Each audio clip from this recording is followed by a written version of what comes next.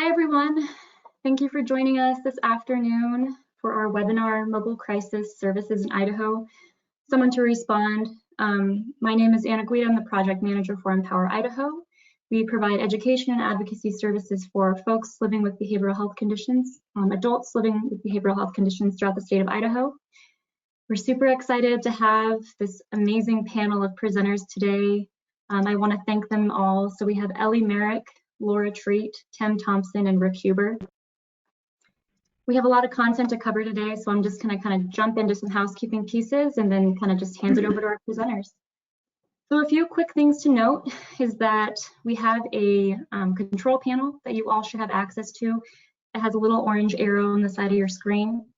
If you go in there, that's how you'll control answering questions or asking questions, which you'll just do through a chat box, which you might see. So if you want to open that control panel and play around with it for a bit, that chat box will be where you can ask questions throughout the presentation. Additionally, there is a handouts section of that control panel. There you will find a PDF of this training, so the slides. So if that's helpful for you, please download it, print it out, whatever you want. You can do that. Another quick piece is that we're recording this presentation. So we're going to be adding subtitles after the fact and sharing it out on our website, which you can see on my screen, www.empoweridaho.org, so that it's more accessible for folks. Additionally, questions, we're going to hold those off till the end just so all presenters can get to their pieces. So when you do ask a question in the chat box, if you just want to put the name of the presenter next to that question so I know who to direct it to at the end, that would be awesome. If you have any technical issues, email myself or our project assistant, Erin Moore. She's standing by ready to go. If you have issues, just email her. You might want to write that email down and then she will help you troubleshoot. The last piece I want to kind of go over is that, as you can see kind of right here on my screen, is that this presentation is going to cover some sensitive information. And we all have our own relationship with the topic, and there's a possibility that it might stir up some emotions or may bring back some memories that you may have. So if that does happen, feel free to step away. If you have to leave the presentation, we totally get it. You can watch a recording when you're ready. And additionally, please feel free to email me directly, and I will do my best to attend to your needs and try to connect you to resources that provide support. So please do not hesitate to do that. And lastly, you can find us on social media at Empower Idaho. I'm going to hand it over to our first presenter, Laura Treat. And yeah, we're just super excited to get started. So bear with us as we work through technical issues that may come up. So here I'm going to transfer over to Laura.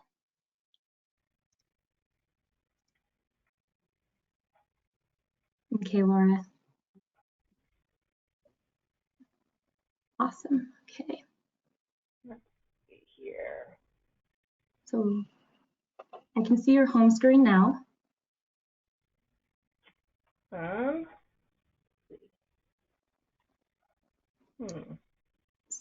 Do you have a dual screen monitor? I forgot about that. I do. Okay. Let me see if I can move this over. Sounds good. And thanks everyone for your patience. This is just part of the deal with the life of COVID and doing everything online. So bear with us.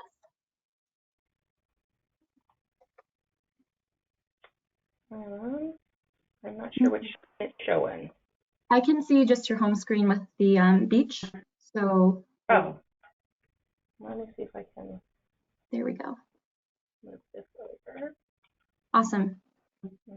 Beautiful. Okay, so let's hit presentation mode.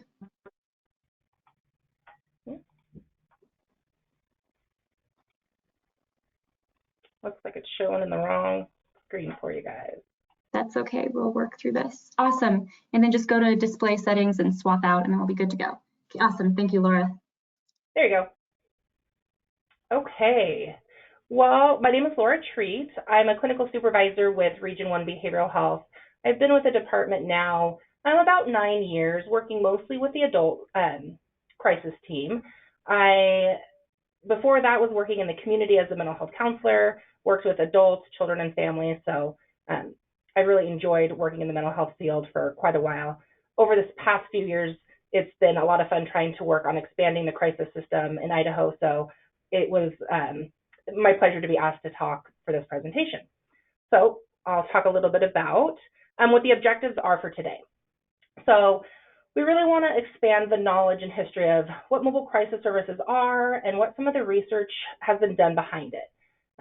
Learn how to know when to call mobile crisis versus when to call 911. And then understanding of what to expect if you were to actually call and ask for this service, what you might experience. And then we do have someone with lived experience who's going to talk a little bit about their perspective as well. Okay, so some of the history and research. Really, the guiding perspective when it comes to mobile response is that we know from experience that when someone can get immediate access to help, hope, healing, it can really save lives. So that's the guiding perspective that we go into with why even to consider mobile response as an important part of a crisis system. And so really when you define what mobile crisis is, it's teams that offer community-based intervention. So we want to help individuals where they're at in their community, whether it's at their home, at their work, different places at schools, different areas where they're going to be in the community and where we can go to them rather than them having to seek out services. And these are some of the typical things that are included as mobile crisis. It's offered in many states, so some of these things might look different from area to area, but you're going to see some triage and screening. You're going to see assessments taking place. Definitely looking at de-escalating the crisis situation and looking for resolution. That's a real key component to mobile crisis service. Oftentimes there are peer support individuals that are used on these mobile crisis teams. There's a lot of coordination that happens as far as linking people with medical or behavioral health services that are going to help to de-escalate and manage the crisis. And then of course, planning, and making follow-up plans for how we're going to help these crises not to continue or re-escalate.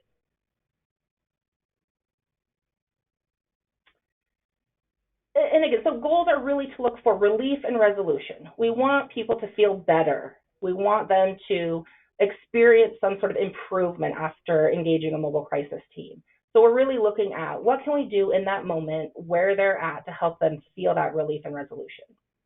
We want them to be comfortable, and people who can be provided these kind of services in their own environment feel more comfortable. If we can come to your home, it's much more comfortable than being in the hospital. Or even being in a crisis center for that matter. So really looking at how are people going to feel comfortable where they're at.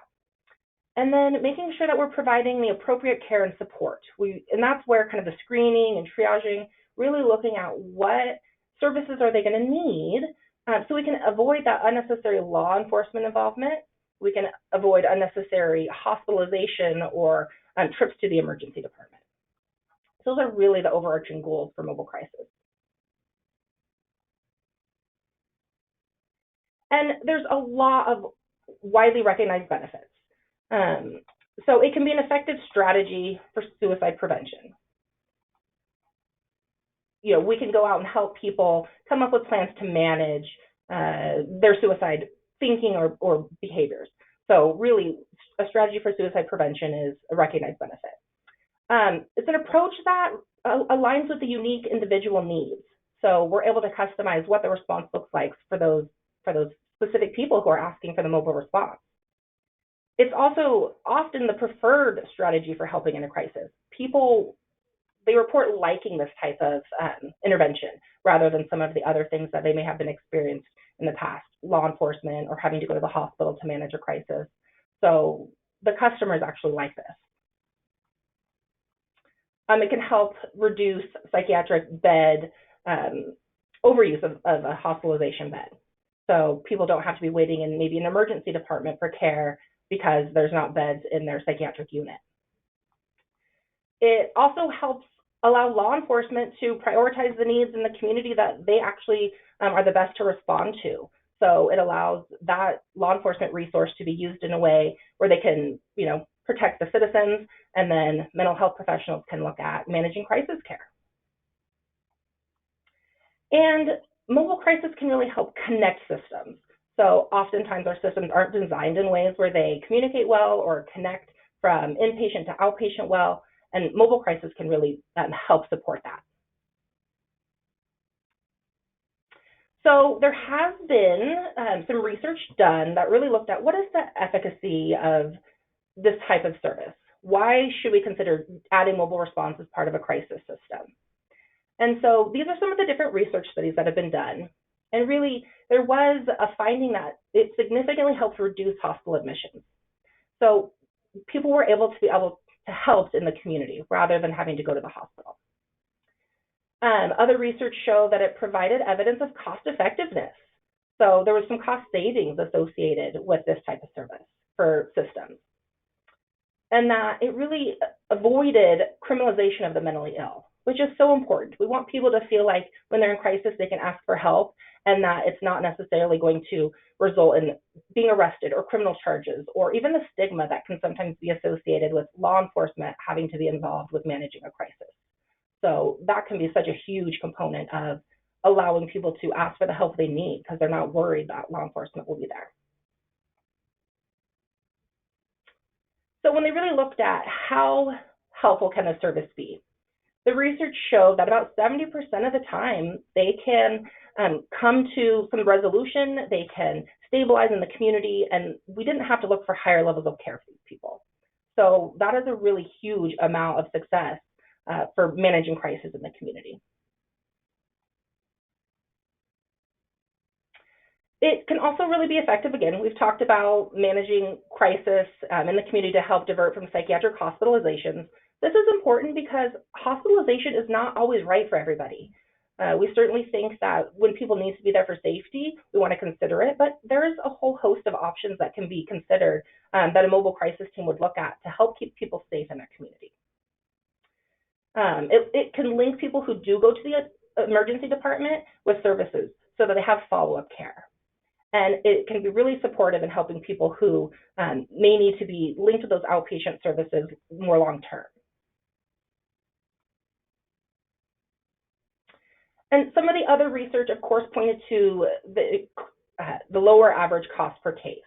So this cost savings is definitely an important thing when systems consider why would they want to expand mobile crisis? What are the benefits, not just to the consumer, but to their system? And it also found that about 79% had a lower rehospitalization rate. So for patients who were seen in the hospital and had mobile crisis involved in their care after hospitalization, there was less times where they had to be rehospitalized for another crisis episode, which is really significant when you consider the care that people are then getting outpatient-wise. So there's lots of high-performing crisis programs across the country. When you hear about some of these things in the media, Cahoots has been a crisis system that was talked about recently. This program is in Oregon, in Eugene. It started in 1989. What they did was replace some of their police officers with mental health workers. And so they allowed mental health workers then to be the ones out in the field, managing the crisis, working with patients, and really trying to see what they could do to provide that relief in the moment. And they've seen that it really has helped with millions of dollars in public savings for their system, whether it's in letting public safety like law enforcement be diverted, ambulance costs, ER visits. So that's a really huge savings for a system. And then Georgia Crisis Access Line. This has a little bit of a different model. It takes the air traffic control model, which really is like a centralized call line. So across the state, people in crisis can have access to a crisis call line. But then they use regional mobile response teams. And then they're able to deploy those regional mobile response teams for that community response to meet people where they're at. And so this is another system and a high-performing crisis team that gets mentioned and noticed. And there's other notable models coming out of Arizona, Texas, really emerging more and more every year as this becomes something that people are recognizing as an evidence-based practice, an important part of a crisis system.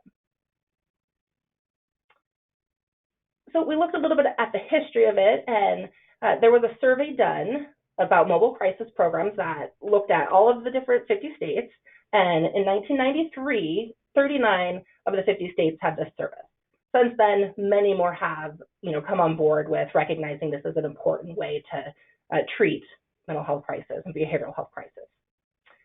When we look at Idaho Department of Health and Welfare, the behavioral health programs really started expanding their mobile crisis services, and Region 4 took the lead on this, the Boise area, and they started in about 2000 and have expanded now to provide mobile crisis in all of our 7 regions. So this is something that across the state of Idaho, people in all regions can have access to mobile crisis services, which is really exciting and an important thing for people to be aware of. So it's really awesome that this training is taking place. And I think Ellie now is going to talk about some of the information on what to know and when to call. Yep. Thanks, Laura. I'm getting Ellie set up right now.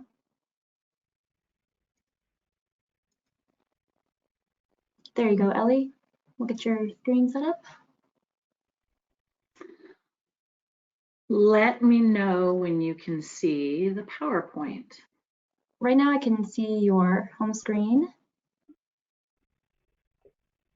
Okay. I can see the PowerPoint icon on your desktop. All right.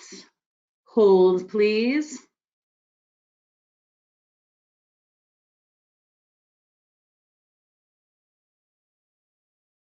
Oh, whoops.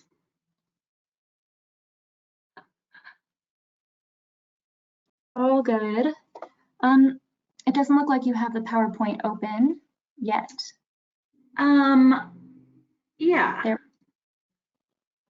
Perfect. Sorry, I for some reason thought that your screen would share, and I would have presenting capabilities, but no worries. There we go. Perfect. Let's just swap and then we're ready to go.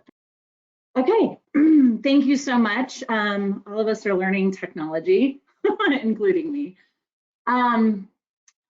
Thanks, Laura, for that overview of mobile crisis services. I'm Ellie Merrick. I'm the Clinical Supervisor of the Region 4 Mobile Crisis Unit. And I have been in the Mobile Crisis Unit for about, well, going on 15 years, I guess. I've been supervisor for about 5 and did about 10 years in the Mobile Crisis with a brief stint on our forensic unit. So this is really exciting for me. Largely due to Medicaid expansion, the Division of Behavioral Health has been able to expand the crisis services across the state. So in the last year or so, we have been developing that system of care. We know that we have a long way to go, but we as a Division of Behavioral Health are really committed to ensure that crisis care is accessible across the state, no matter where you are. So mobile crisis units, include a 24/7 crisis phone line response, and we provide that to all ages. So if you're an adult, if you're a child, a youth, anyone can call us. When you call us, you will the phone will be picked up by a licensed master level clinician in each of the 7 regions. And that phone conversation may or may not lead to in-person response in the community. And we'll talk a little bit about that process here in a bit. We also provide in each region crisis walk-in services. We collaborate with peer and recovery coach specialists. They're super helpful to crisis response. And we collaborate across the regions.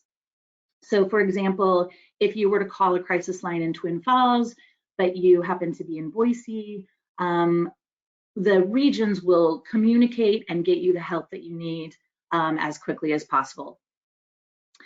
So our callers are both people in crisis and also concerned third parties. So we'll talk about what to expect when you call your crisis line, regardless of who you are. When you call, we'll be asking you a lot of questions, and that is so together we can make the best decision about how to help. We know that when we answer the phone, we could be talking to the person in crisis, We could be talking to a loved one of that person, a community provider or business, or law enforcement. Anyone can call us. But the person in crisis will always be our focus. We will advocate for the least traumatizing, most trauma-informed crisis intervention available. There are some differences in the regions, like I had alluded to. So based on each region's needs, we have a variety of geographical areas, right? The other services that those regions provide and staff capacity. There are some differences in the mobile response hours, and due to resources in each community, not all regions will have the same safe placement options. But when you call us, we'll always be talking about what's available. So when you call us, or rather I should back up. So we would never want to dissuade anyone from calling 911 if they're feeling unsafe or there's imminent danger. I want to talk a little bit about the role of crisis intervention training in 911 and law enforcement response. When you do call 911, a regional dispatcher will take your call. A police officer will dispatch to your location. What has been really wonderful in the last 10 years or so, law enforcement jurisdictions across the state have expanded behavioral health and crisis intervention to the officers. And in some regions, dispatchers are trained as well. That crisis intervention training is called CIT 40, and it's a 40-hour training that's available in many jurisdictions. Some jurisdictions mandate participation, in others it's voluntary. So there can be differences in training across the state. The Division of Behavioral Health, though, in every region has been really involved in helping provide CIT 40. And the areas that we cover include de-escalation for folks experiencing mental health symptoms, education about how to recognize mental illness, how to recognize those symptoms, problem solving, very specific around crisis scenarios, education in intellectual disabilities, substance use disorders, age-related conditions, neurocognitive impairments, and of course resources, and how and when to call their local mobile crisis unit. Law enforcement does call us regularly. We help them consult. We respond to their side on scene. We help de-escalate. We can also advise on involuntary treatment options if that level of care is needed, which is absolutely a last resort. Some jurisdictions have specialized officers called CIT officers, and those officers have undergone extensive training beyond the 40-hour training, and sometimes they're better able to respond to complex crisis calls. So if you're wondering if your area has those CIT officers, you can call and ask your local police department. Also, when you call 911, you can ask for a CIT officer. So that sort of is an overview of what might happen if you call 911. However, you can call a mobile crisis unit anytime through your regional crisis line. And we can often help decide how imminent a crisis is. What we will do absolutely is actively listen, provide emotional support. We want to have therapeutic conversations. We want to help you, again, assess whether the crisis is imminent, whether you're the person in crisis or whether you care about someone who is. We want to engage the caller in the intervention plan or the safety plan, and we want to help de-escalate those crisis situations. We also spend quite a bit of time coordinating social support networks and helping provide access to treatment and services for stabilization. A lot of folks who are calling the line just simply don't know where to go or how quickly they can get services, and we can help with that discussion. So we know that studies indicate that the majority of crisis calls can be resolved over the phone and through phone follow-up and service coordination, and we can provide that as well. If you're feeling like nobody needs to respond today, but you would like follow-up calls in the next couple of days or week, we can do that as well. When the risk assessment of the crisis situation over the phone does indicate imminent danger, we will evaluate what kind of level of care is needed. So that might include rescue strategies. That might include us liaison with 911 or law enforcement. Like I said earlier, it's a last resort to do so because we know that the presence of law enforcement can sometimes increase traumatization. Crisis services in general can be traumatizing, and so we're very attuned to that concern, which is why we want to wrap support in around the clients, around the person in crisis that they can trust. Our decision making is based on acuity of crisis, and we'll talk about that in a couple minutes, but I wanted to just go over some service coordination examples. We can help facilitate appointments with your medical provider, with mental health agencies, with faith groups and supports, crisis centers, for those inpatient psychiatric facilities that do voluntary admissions. We can help facilitate that to, again, avoid higher level of care or a trip to the emergency room, which can be its own kind of trauma.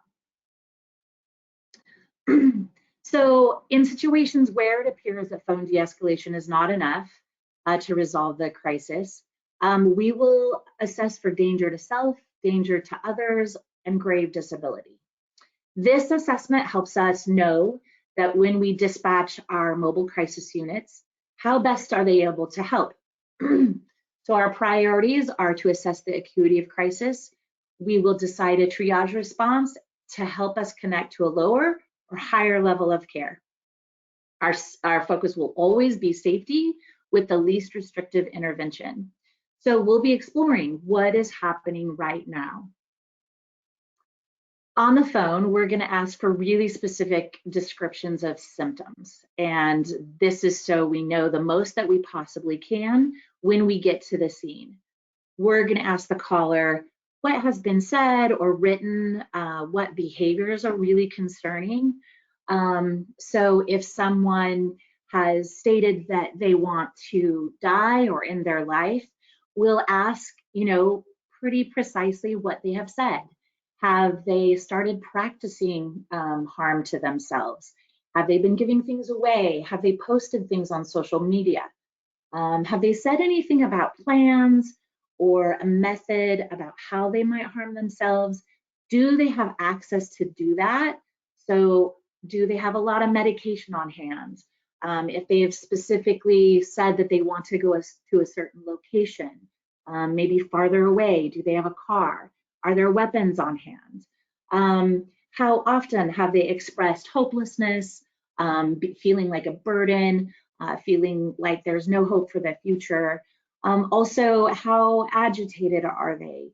We're also probably going to ask about the history of symptoms. So has this happened before? And most importantly, if it has, what has helped in the past? We'll also ask questions about the location itself, where we might be responding to.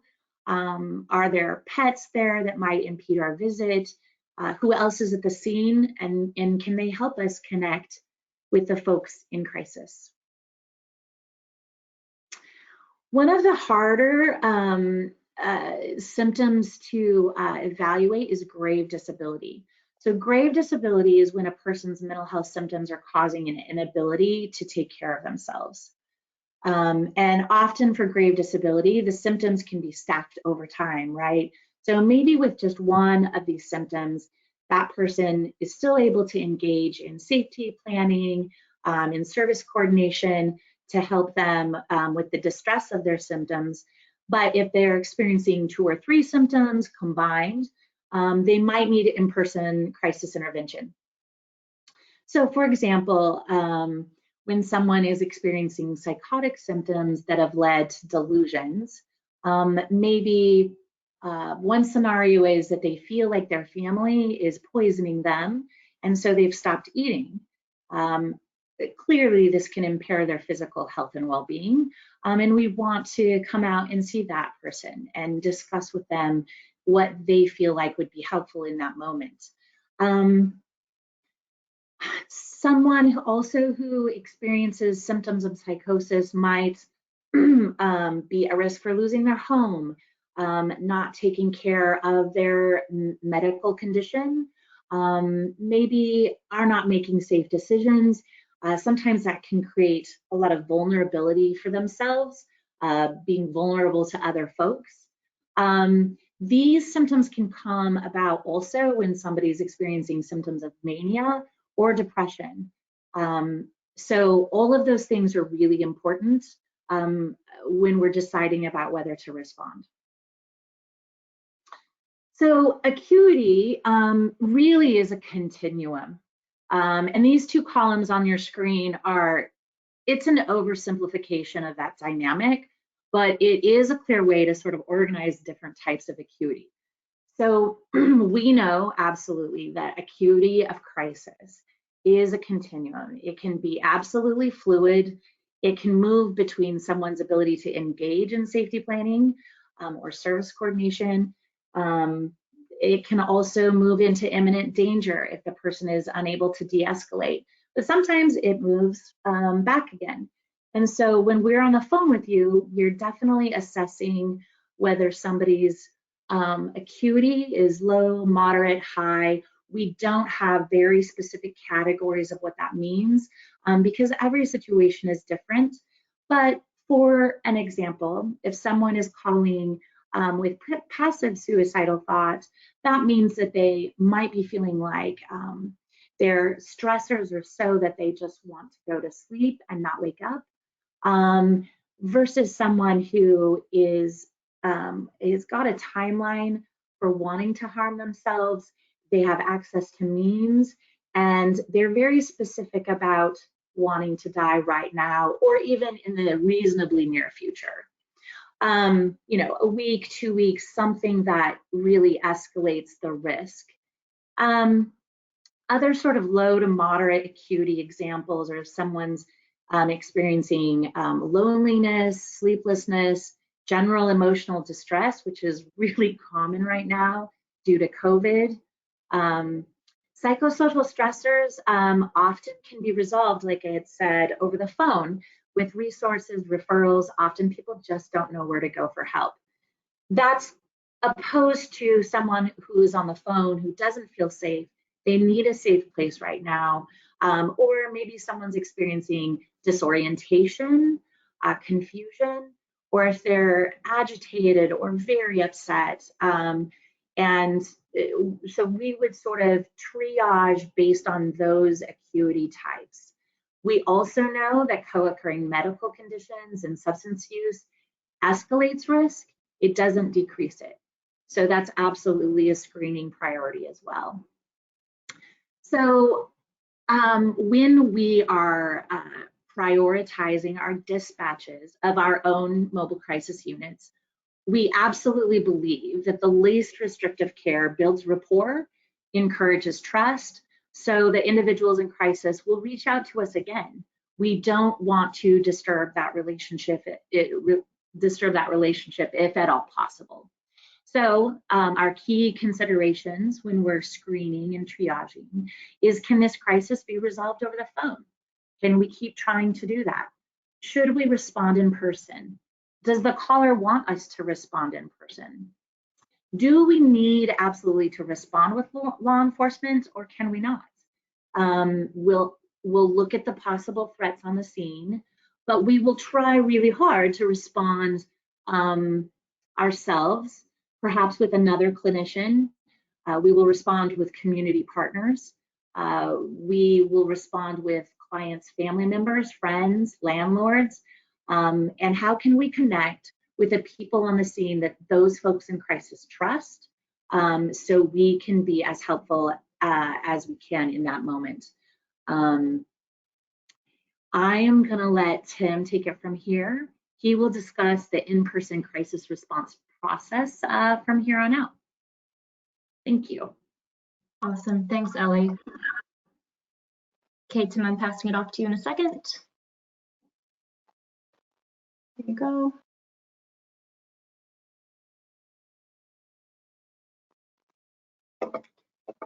Awesome.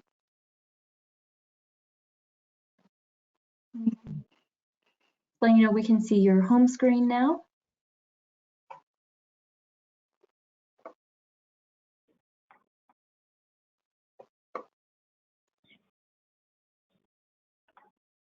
Okay, can you see the PowerPoint?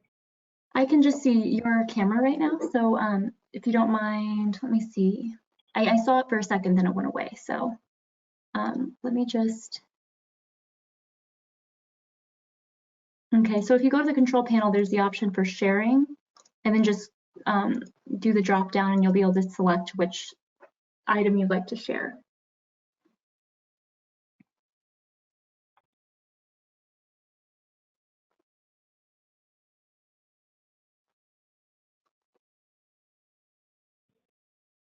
Okay, let's see. What do you have pulled up on your screen right now? And thanks everyone for your patience for just, this is totally happens all the time. Yeah, I had it all pulled up before. So I have the PowerPoint right in front of me. Okay, sounds good. So can you open the control panel for GoToWebinar, please? And do you see that option? I've got that sharing? open. Okay. And it says, and it's got a check mark by the presentation. Okay, well then can you press stop sharing screen and then we'll try to reshare it and see if it just kind of boots it to work? Yeah. Okay. And if not, I can always pull up the presentation. Okay, so I see you stop sharing and now I can see your face again. Okay, let me pull up the PowerPoint and I will just assist you with Let's do that. 1 second. Okay. Can you just remind me which PowerPoint I should go to? Which number?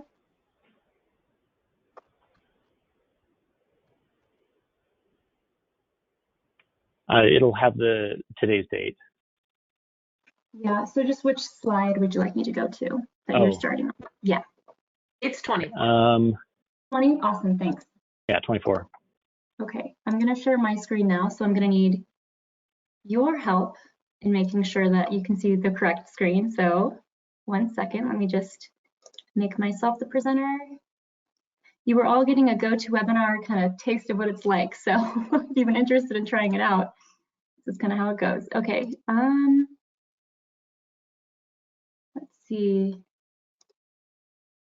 So what can you see, Tim, on my screen now? I can see, you need to just swap views Okay. on it. Is that good? So can you, nope, swap it again. Okay. How's that? Okay. No, it still has the notes ones. Okay. Notes.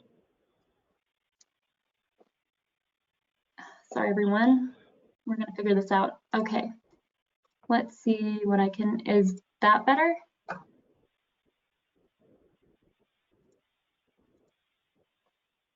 Okay. Thank you everybody for your patience. We're gonna figure this out. It's just kind of the way it goes sometimes. What can you see now, Tim? Your PowerPoint screen, but it's not in the presentation mode. Okay.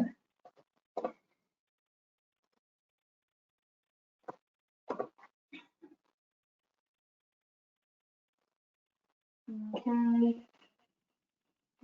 Slide.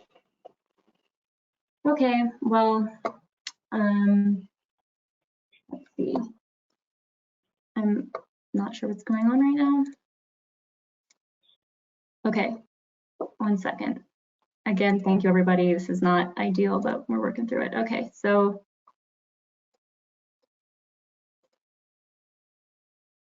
why is this not working? Okay, there we go. Let's see now what we can do with this. Okay. Okay, is that good? That is. So if you can get to slide 24. Yes. Is that good? Oh, that is Okay, great. awesome. Thank you. All right, so in true crisis fashion, we'll proceed. You never know what's going to happen, so it's great. So my name's Tim Thompson.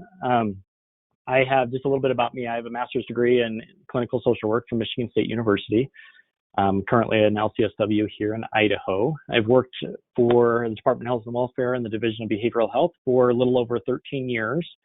I started out 6 years working as a clinician on our adult mental health crisis team, and then another 7 years after that as our clinical supervisor for our adult mental health crisis team, and then just a couple months ago as our new program manager. So as you can tell, crisis and how we respond and access to care and how we reduce stigma to be able to get help earlier on in the process is a real passion for me and really near and dear to my heart. So right here on the screen, you just see geographically how we are divided up with the different regions. This is also on the Health and Welfare website, so you can feel free to access that. It's also in the handout. So can you go to the next slide?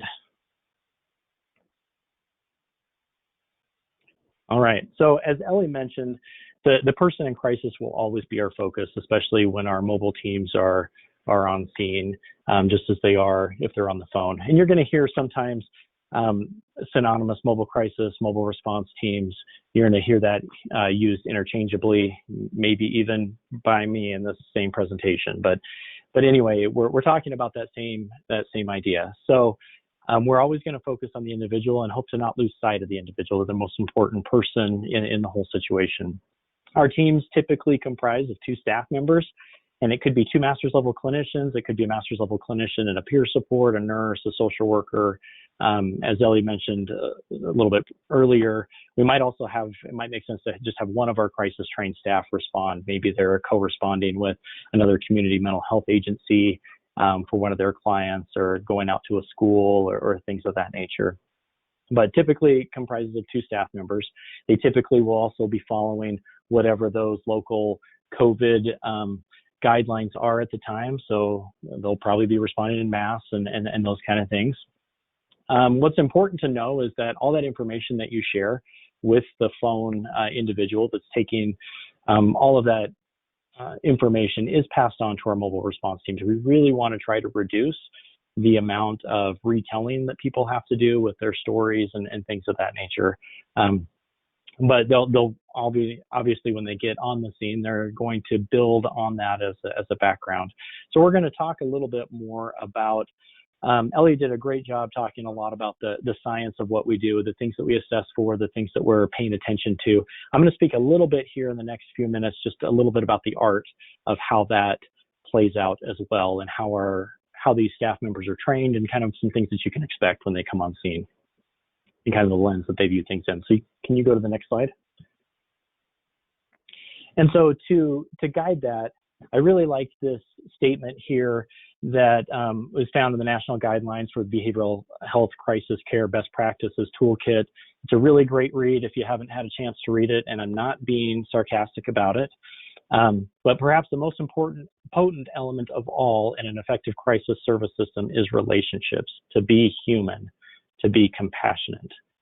I love that, because too often we can tend to forget that we're humans, and that we need to show compassion to each other. Can you go to the next slide? And then this individual, I really appreciated this thought. It's not a unique thought, but this individual said, beneath every behavior is a feeling, and beneath every feeling is a need. And when we meet that need, rather than focus on the behavior, we begin to deal with the cause and not the symptom. So we're really wanting to, when we're responding, we're really wanting to make sure that our focus is on the individual. Obviously, we're also going to be attending to the symptoms, and we're going to be attending to the behaviors and things like that. But what we don't want to do is have, sometimes these situations are very intense and can be chaotic at times. And what we don't want to do, and talk with our staff all the time about, not losing focus of the person, not losing focus of the fact that we're looking at an individual that's definitely overwhelmed with their ability to cope with situations, and that this is just a crisis state and not a character trait of how they are. Can we go to the next slide? So one of the trainers that came out is, as again, Ellie mentioned, with Medicaid expansion and our division's priority of expanding crisis services, whether that's crisis phone call, mobile response, things of that nature. We had a national trainer that came in and really helped shape some of this lens in terms of staff in how to engage folks with in crisis situations. Her name was Cappy Madenwald. So I took this slide and the next slide a little bit from what she shared, because I think it really does shape what we'd like to do with staff. It's easy to focus on level of care assessments, dispositions, sending them maybe somewhere else. You know, sometimes that's too often the focus in maybe care for crisis services or even emergency services is where can they go to get the help? And really what we'd like to do is we'll be focusing on that, but we also want to provide a measure of relief and hope and a dialing down of the intensity of the symptoms that person might be experiencing at that time. So it's not just a focus on, okay, where do I need to send you to get help? It's more of we're attending to that, but we're also trying to provide a measure of relief and not getting overwhelmed by the crisis itself and losing focus of that. So can we go to the next slide? We also have all experienced during this pandemic that crisis situations can happen to all of us. And again, in talking about stigma, when we talk about, typically a lot of times we talk about folks with mental health issues or substance use conditions and those individuals being in crisis, but it is really not an us versus them idea. Sure, some of these things, those illnesses and symptoms and that can absolutely impact someone's ability to cope. But we also know that the list of situations that are here, many of us have experienced several of these as we've gone through the pandemic, of learning how to work from home, learning how to work with teach our kids at home, social isolation, lack of community support, people losing their jobs, financial stressors. All of those things can absolutely cause crisis situations. And I don't need to sell that to anybody because we're living it. We're experiencing that. And so really trying to look at what's driving that crisis. Our staff are really looking at, again, trying to connect to what are some of those drivers, what are those feelings, what are some of those unmet needs that are being expressed that we can try to target to hopefully then provide some resolution and a stabilization plan. So can we go to the next slide? So a lot of the de-escalation work, and again, with the way that the lens with our staff, as far as how we're trained, we're really trying to connect with that individual in terms of when we're on scene and we're seeing these different feelings and behaviors being expressed. We're really trying to hear them and have them experience being heard and understood. A lot of times that's a unique experience for a lot of people, that they can go throughout their life a lot of times and not have opportunities to where they actually feel like people see them and actually feel like that they're understood. And naturally, as we can reflect and we can focus on them and really get to the crux of what they're trying to express, we see a natural decrease in kind of that. It's kind of like, they kind of take a breath and they can kind of relax a little bit. They can start to feel a little bit better, like somebody actually can see me and can actually see what I'm going through. We'll go to the next slide. So what's interesting on that, with crisis services, really the focus is, I forgot to mention this in the last slide, but really the focus is trying to provide some incremental relief in that situation, creating a plan that does provide some hope, some connectedness, and a path forward to recovery. So similarly, I guess, I think it might have been Cappy, one of the trainers that came in last year. Someone gave this example last year, and I thought it made sense when we look at it, because we all want things to go away right away. We all want, when we're experiencing physical pain, emotional pain that's really intense, we want it to go away, and we want it to go away right away. Realistically, that's not usually the case of how this works. And so, not that I want to minimize the things that we go through to something as trivial maybe as spraining an ankle, but for example, any of you that have sprained an ankle really bad, notice that there's certain things that you can do in order to provide some relief to your situation and what you're experiencing, including elevating it, icing it, maybe some over-the-counter ibuprofen, things of that nature that can reduce some of the intensity of the symptoms that you're experiencing. It doesn't take away all the discomfort. It doesn't take away the fact that your ankle's all messed up and you're going to have to deal with that for a little bit. But those little things provide some relief to the current intensity of that situation. Similarly, crisis services and what we're trying to provide, is whether we're on the phone or whether our response teams are there with you in person, is to provide in varying degrees some of that relief to, again, instill some of that hope that things can get better. In 2003, I just wanted to share this. There was a study done in the University of Colorado that asked individuals, consumers, about what they wanted and what they needed during a psychiatric emergency.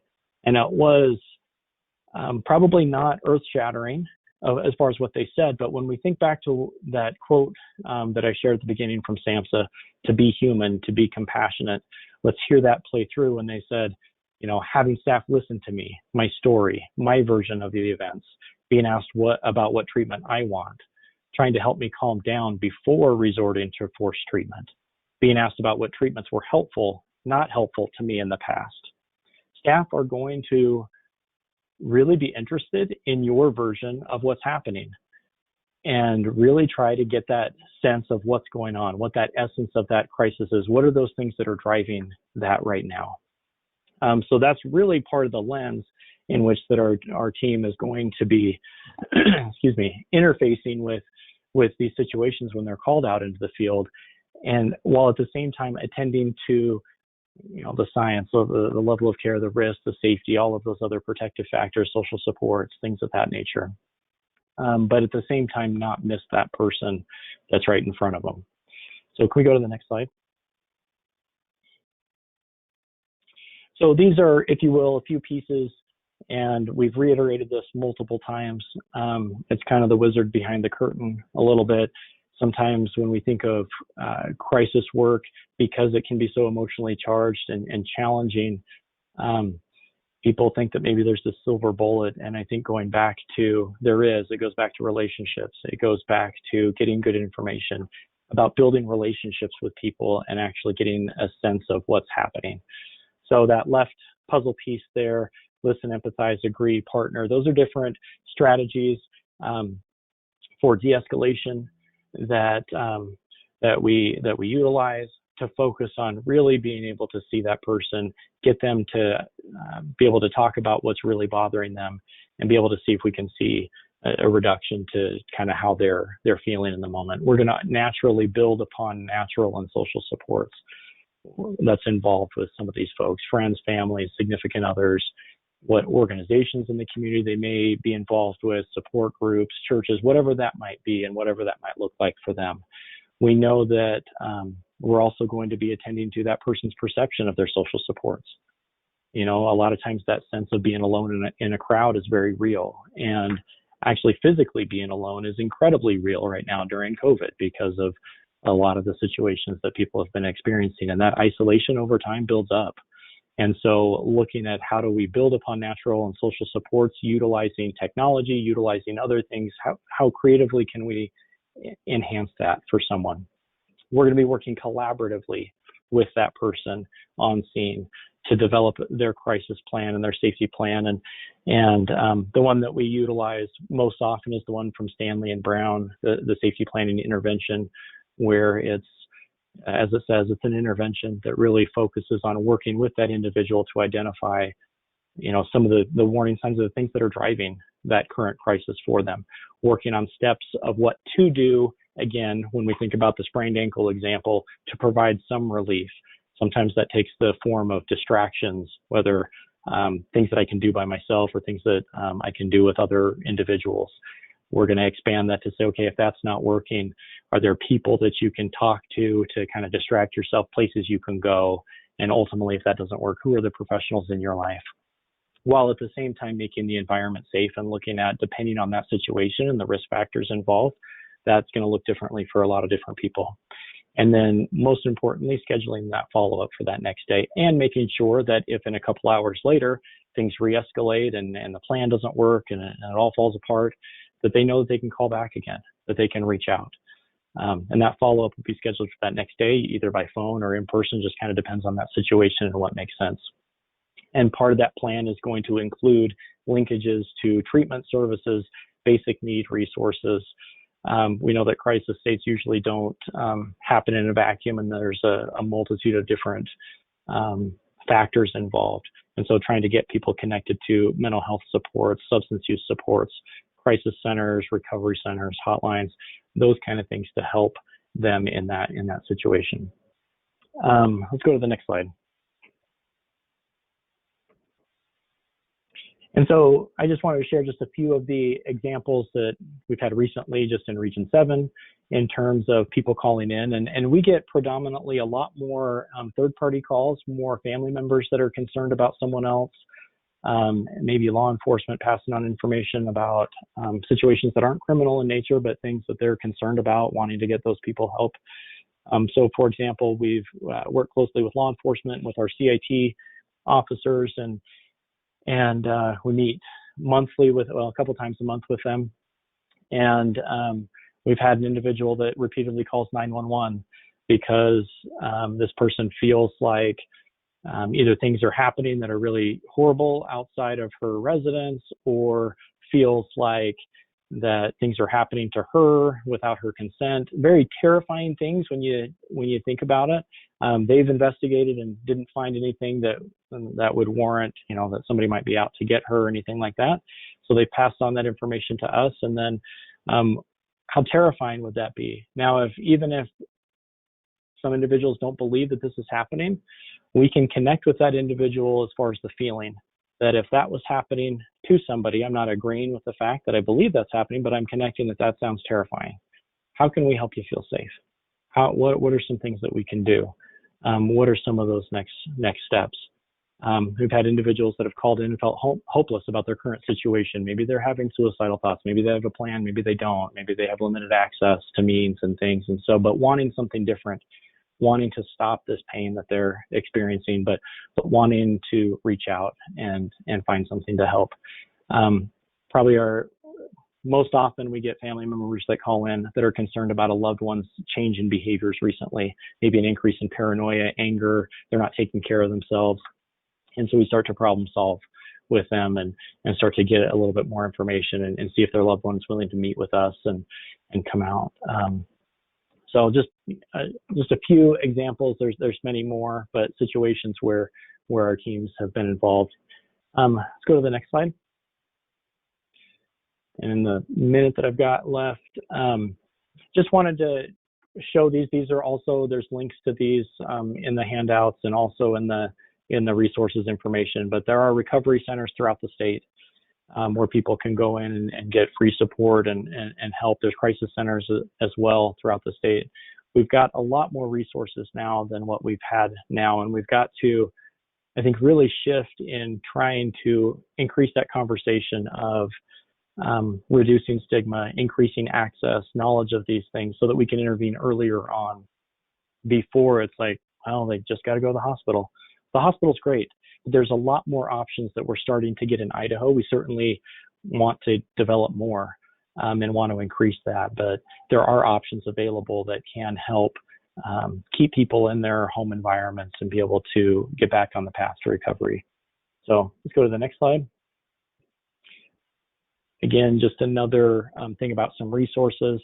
This is a book, again, I don't get any royalties or anything like that, but this is a book that in Region 7 we frequently refer families to in conjunction with connecting individuals with NAMI, the National Alliance on Mental Illness, in terms of communication strategies. And it's written by Dr. Amador, who's a clinical psychologist by trade, but his brother, that's actually a picture of his brother as he's walking out of the house. His brother ended up developing schizophrenia.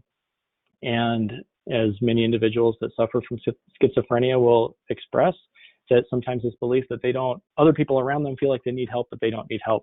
And so he talked about his experience as a treatment professional and then also as a family member in terms of communication strategies that have been found to be very helpful in engaging our loved ones to access help and be able to accept help.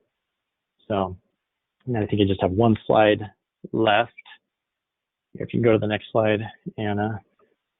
Just wanted to highlight just a couple apps that we don't endorse these, but these are ones that are well, I guess we don't get royalties from them. We do talk to families and individuals about these quite a bit in Region 7 in terms of there's the Virtual Hope Box, which is an app that's designed with different ways to distract and relax and other things that people have found helpful in order to, when they're starting to feel those crisis emotions build up. And then this My 3 is the digital kind of version of a safety plan that's very similar to the one that we described that people can have on their phone, where they can access that right away. They can include their loved ones and people that they want in their safety planning. So just wanted to share some of those. So that is what I have, and I thank you so much for your time and being here today. Awesome, thanks so much, Tim. So I'm going to stop sharing my screen. Here we go. So now we're going to move on to Rick Huber. Rick, does not have slides to share, so Rick, go ahead and take it away. Yeah, and I hope that's okay that I don't have slides, but Totally okay. I'm computer illiterate. I guess I would mention that I have a psychiatric diagnosis. I was diagnosed first in the early 80s and continued to work and so forth until the early 90s when I had another round of psychiatric incidences and ended up on disability. And not long after that, I attended a leadership academy, which was put on by the Office of Consumer Affairs at the time, and which is now Empower Idaho. And ever since then, I've been working as an advocate on a volunteer basis. I've been appointed by the governor to the State Planning Council on Behavioral Health now for, probably getting close to 25 years. I've been involved with the Regional Behavioral Health Board and several other boards. I found it very interesting that you mentioned Dr. Amador's book. I actually served for a short time on the NAMI National Board, and I have met Dr. Amador in person, a very nice man. I guess I would also suggest that folks take a look at NAMI, National Alliance on Mental Illness, and specifically NAMI Idaho. NAMI Idaho does have access to online support groups, so I would say that could be another great resource for folks. And I guess I could say, unfortunately, in my personal experience, I never have experienced the crisis intervention teams or the mobile crisis teams. Most times my dealings when I'm in crisis has been with law enforcement. I would also say that I have in the past been a part of trainings at the police academy, and through that training I am very aware that the police officers do not want to be mental health professionals. Even with the CIT training and so forth, many of them don't feel adequately trained to deal with these situations. So, and as a consumer peer advocate, I want to remind especially those folks that do have diagnoses, whether it be psychiatric or substance use, that obviously you're the best care provider for yourself, because you're with yourself 24 hours a day. You know what works best for you, and you know what doesn't. You know your triggers. I know the title of that book that was mentioned earlier is I'm Not Sick, I Don't Need Help. I'm a perfect example of that. Hopefully in the future, if I do have another episode, I have started working very closely with my general practitioner, my local doctor. He's probably maybe not my only, but my primary source of health care, and now including mental health care. So we've worked out a plan that if I do start having issues, that he will, make sure that I can get access to medications early on.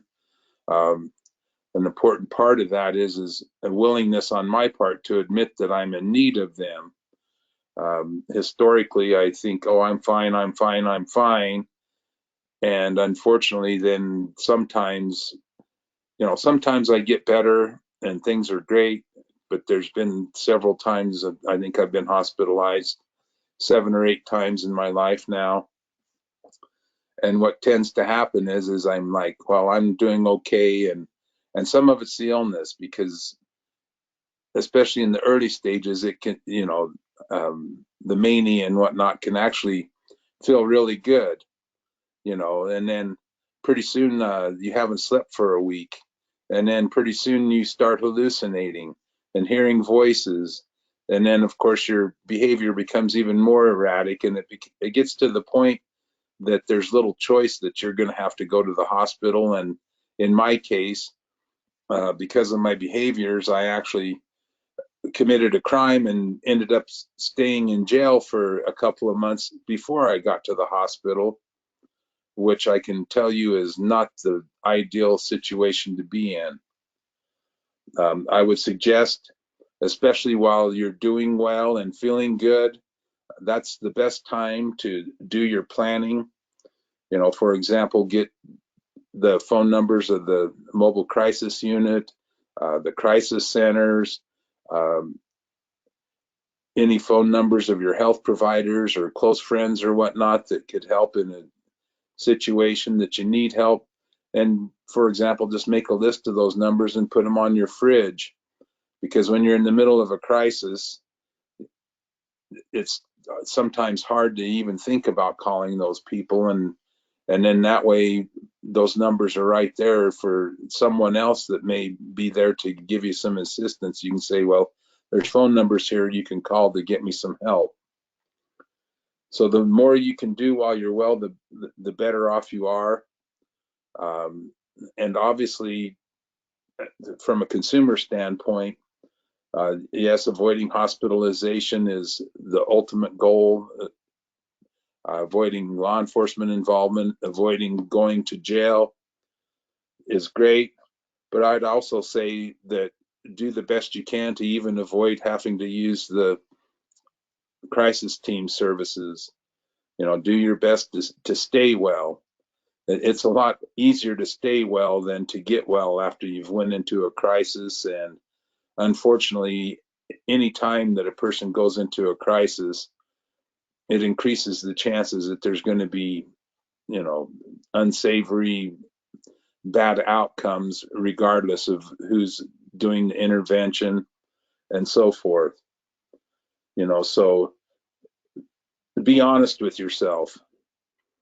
For example, if you start not sleeping, if you've went a couple, 3 days without sleeping, at least for me, and I'm sure for pretty much everybody, sleep is a big, big warning sign for me. If I start not sleeping, that means I need to get some help, and the sooner I get that help, the better it is for me and everyone around me. And for example, there's times, not so much now, but when I was younger, that my buddies or whoever would say, oh, let's go out drinking and let's go do this and let's go do that. And there were times that I could probably do that. And most times it was no problem. But after, experience and whatnot, you kind of learn that, it's probably best that you just avoid that altogether. Sometimes it means that you don't see some of your friends as much as you used to, and you can also learn to go with them, and then maybe they're having a beer or whatever, and you can have a soda pop or a glass of water. And there again, because of health issues for me now, even soda pop is unhealthy, so I really got to pretty much stay away even from drinking soda pop.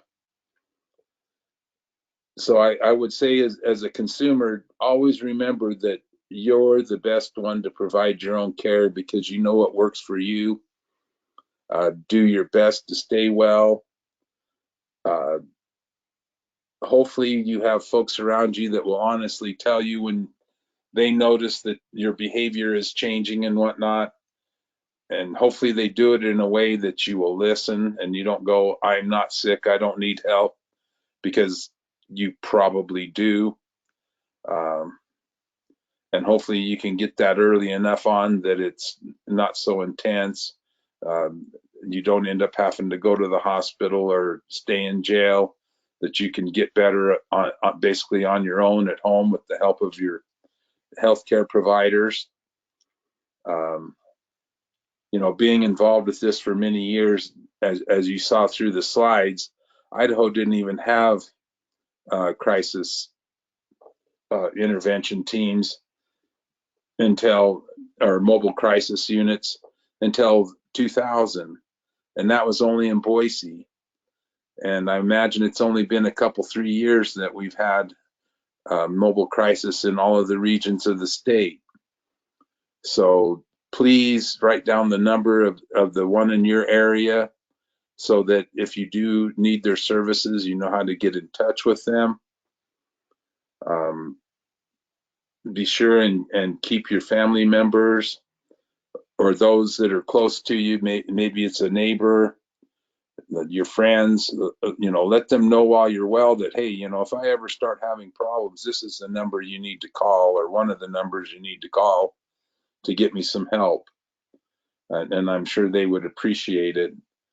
I know sometimes when the person's in crisis, family members sometimes, especially if it's been more than 1 or 2 times that you've had a crisis, many times they don't even want to be around you, let alone try and help you out. So the more you can get things lined up and a plan set up, and also remember that that is your plan, so that when you are heading into crisis or in crisis, that hopefully you will heed your own advice from your former self, that when you were well, that this is what I'm going to do if I start going into crisis.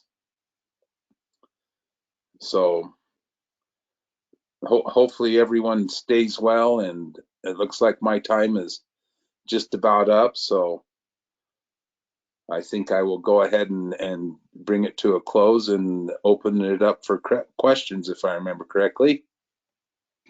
Yes, Rick, you are correct. Thank you so much for, sharing and joining us today. I always appreciate listening to you and hearing your story and your perspective. It's just really valuable. So thank you so much.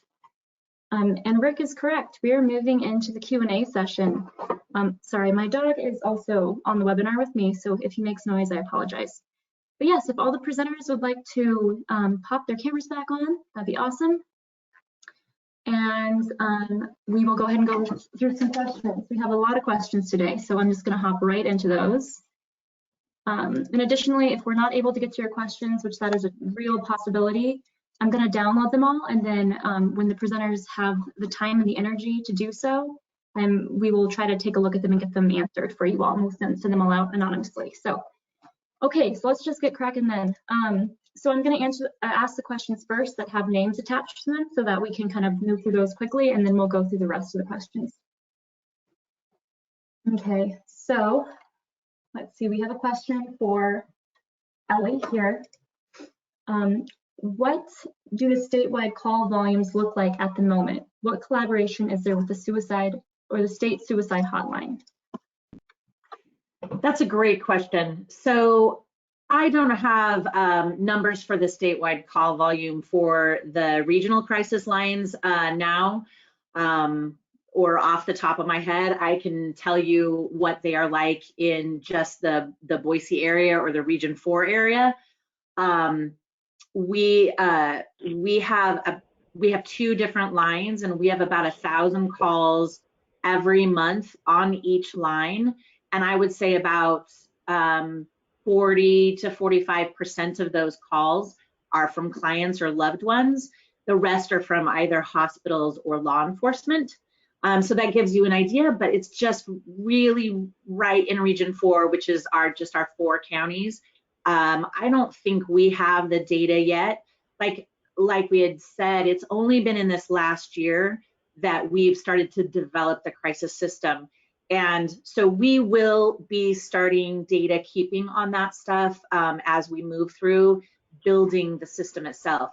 I can answer the question though about collaborating with the Idaho Suicide Prevention Hotline. I know that all regions collaborate with them quite a bit. From our perspective, we actually patch calls back and forth to each other. So if there is a call that comes into the hotline that needs a little bit more care or attendance, they will call us. We often go out to visit people who have called the hotline. And so we have a very good working relationship. And I think that is the same way in all the regions. Based on volume, we may be interacting with them a little bit more or less given where we are in the state. But those relationships are alive and well, and they're one of our biggest partner. We also think that they'll be a really big part of moving into the next couple of years with federal 988 legislation, and we're going to partner with them at that point too. Awesome, thank you, Ellie. So the next question is for Region 4. So I believe that's Ellie again. A lot of people that I have known will default to Intermountain Hospital when they feel they're in crisis. Can these people call their regional line and find other options for support? Absolutely. And we can help facilitate that hospitalization as well. We can try to figure out if there are ways to not go to the ER. And there are multiple other hospitals that are available. They all have sort of different criteria, but honestly, we can help wade through all of that information and get you to where you want to be. Awesome, thank you so much. So another question we have, let me just read this real quick. Okay, so how are you disseminating this great information to the general public? I know a youth who recently went through a mental health crisis. Not sure they're aware of this service.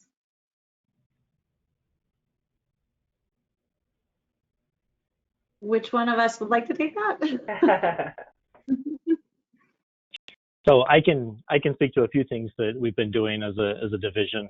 One thing is our entire website for health and welfare has been completely revamped, and there's a lot of great. If you haven't had a chance to go on there, go on there. We've got a lot of crisis resources all just on one page with names or numbers and great resources and things like that. The other thing that we've been doing has been sending out. Each regional area has come up with a brochure advertising these crisis services, again, from mobile response to the phones to call us. We want to help, and have been disseminating these to our community partners, whether that's advocacy groups, hospitals, crisis centers, and just trying to get the word out. The challenge has been that the word is trying to get out, but COVID is keeping people in. And so it's just still a continual battle with trying to disseminate information about resources and things like that. And I would just add to that, it's only been about a year since we've started doing this statewide. Medicaid expansion really allowed us to increase staffing capacity to crisis because all of the regions do a lot of other services, including court mandated services and clinic services. And so since we've been restructuring, we've actually been able to have some of the staff capacity. Marketing in the past hasn't been super ambitious because we don't want to advertise services that we can't provide. So I think we're just slowly on this way, we're building it up now. Awesome, Yeah, thank and you, kind of like you Ellie. said, Ellie, I think all of the regions are open to providing some marketing or presentations to specific community partners or organizations that are really interested in this as a service. And so getting in touch with whatever regional office you're locally at, then we can set something up. And this is Rick. I would say that's exactly what we were doing today. And so I would encourage the person that asked that question to please share the information with anyone they know that might take advantage of it. And to all of our attendees today, if there's someone you know that might benefit from these services, please let them know about it. And I'm just going to echo that. Thank you all. Super important information that was shared. I've shared the website to the crisis lines in the chat box. It's also on my screen right here. It's kind of a long URL, but you can access all the crisis lines. There's also crisis center information as well.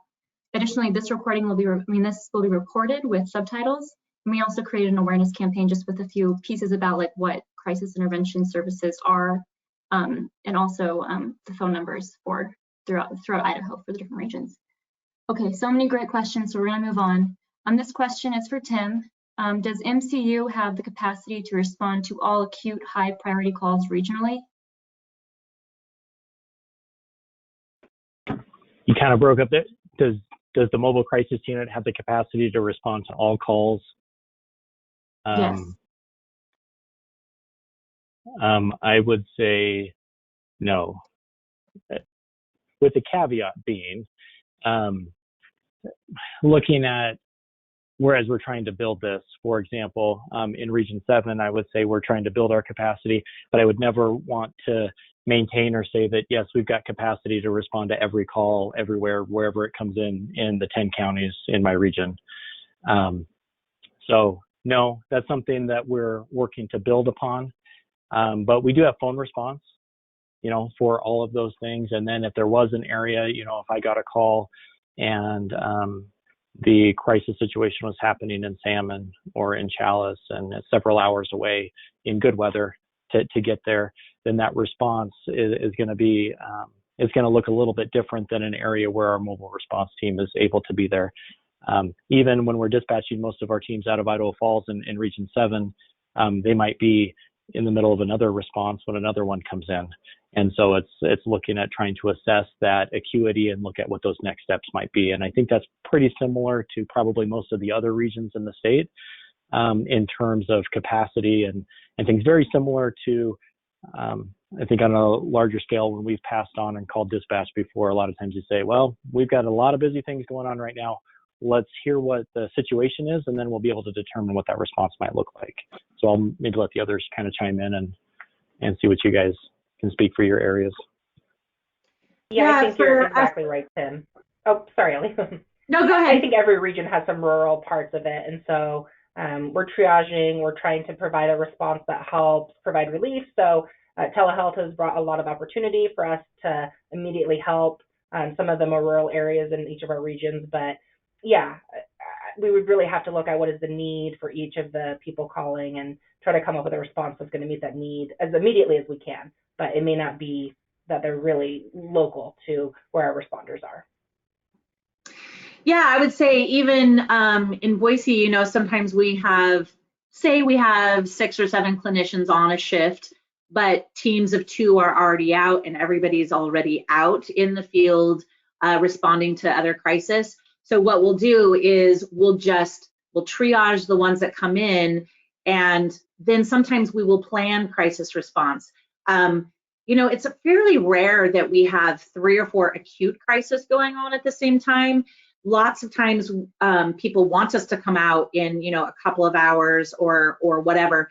And so it's just kind of a juggling act. And in rural areas, some of us have clinicians in those rural areas, but some of us don't at all. So it'll take 2 or 3 hours to get out there. So I would say in those areas, we do have to plan the responses, but we, again, are working on creating partnership in rural areas. There are a lot of really exciting ways that we want to move forward. As Laura said, there's telehealth. We've also looked at options for having, relationships with volunteer fire departments, say, in Boise County, where they can help facilitate a telehealth communication so we don't have to wait the 3 hours. I think some of those solutions are on the horizon, but we are aware of them. We are understanding the sort of national move toward trying to make it accessible everywhere. So we're on the road there, I guess. Absolutely. Awesome. Thank you. And this is Rick. I would add too that exemplifies why please call to get help as soon as possible. Obviously, maybe you're not in a full-blown crisis, but think about calling when you think you're starting to need help. So then if it does take maybe as much as 2 or 3 days or 4 days for someone to actually get some real help to you, you can at least wait that long. If you wait until, the monsters are jumping out of the walls, it may be too late. And so if the person calls as soon as possible, it gives a little more leeway, so that, especially for those of us that don't live in one of the population centers in the regions, I can guarantee you the further you are from the population center, the longer it's going to be to get help. So keep that in mind as well. Yeah, I would That's a say, really good point. in Boise, we can get somewhere within, 10 to 20 minutes, depending on where you are. And that's what we do on a regular basis. We will leap out of the door immediately for that. The further you are, unfortunately, from an urban center, it takes a little bit more planning. So Rick's absolutely right. Call us for anything at any time, and we can just discuss what the options are. Even if you kind of want to plan for next time, we can plan for next time. That is more than welcome. Great. Okay, so the next question we have are the clinicians working with the crisis units provided special training to provide affirming care to minoritized communities, like trans folks, BIPOC, disabled, etc.? That's a great question. I've been here, like I had said, for almost 15 years, and I've seen the department sort of grow in its attention to folks who experience oppression and marginalization throughout their lives. I think I've seen probably the best, the best growth in areas of training around cultural responsiveness to LGBTQ communities, at least as far as I've seen in my area. We also do training on cultural responsiveness for racial equity. Those trainings right now are coming from the U.S. Department of Health and Human Services. I know a lot of our areas have a really large population of refugees. A lot of our areas have large populations of indigenous folks. We work with tribes quite a bit, and then also Black folks and people of color. So we access, I think, probably statewide, a full range of language services. We're, I think, like most large organizations in Idaho, learning more and more every day. And I think it's a huge part of why, at least in my perspective, we've tried to increase the options for crisis response without law enforcement. We have good partnerships there, but Rick's right. Those partnerships are useful in some situations, but in a large part of our crisis calls, we don't want to utilize that option. And I think that's, like I said, we're learning a lot, and we want to learn more. Great, thank you, Ellie. And then also kind of related to the piece you mentioned about, we have lots of folks, refugees living in Idaho. What are the options for non-English speaking folks calling the crisis lines?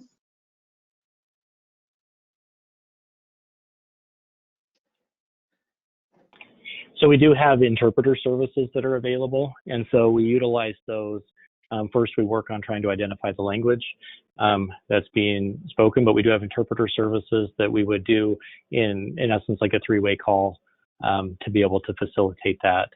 And And we've talked about that in terms of the opportunities for growth in the future, in terms of telehealth and other things, especially with our folks that speak ASL and other things like that, as far as reaching out to those individuals and things. But we do have access to interpreter services.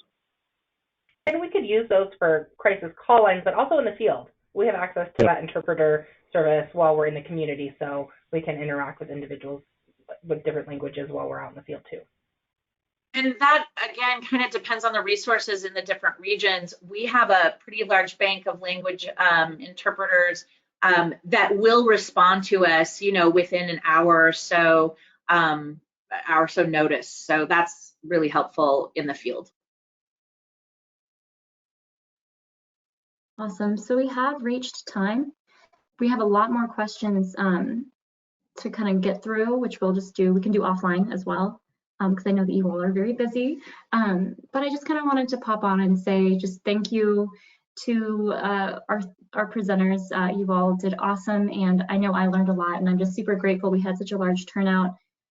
So, more and more Idahoans now know no one can appreciate these great services. And Rick, thank you so much for coming and sharing your story and your really valuable perspective. It's just priceless. And you've received lots of nice messages, all of you. So everyone appreciates you being here. I know I do for sure. So just super grateful to be able to work with you all. Again, this will be recorded, so please, feel free to share with friends. You can access it through our website, which I sent along. It's just empoweridaho.org. And then lastly, we'll have an evaluation that will go out automatically. It's super helpful for Empower Idaho, but also for our presenters as well. So please make sure to fill those out if you can. It should also be sent to your email as well.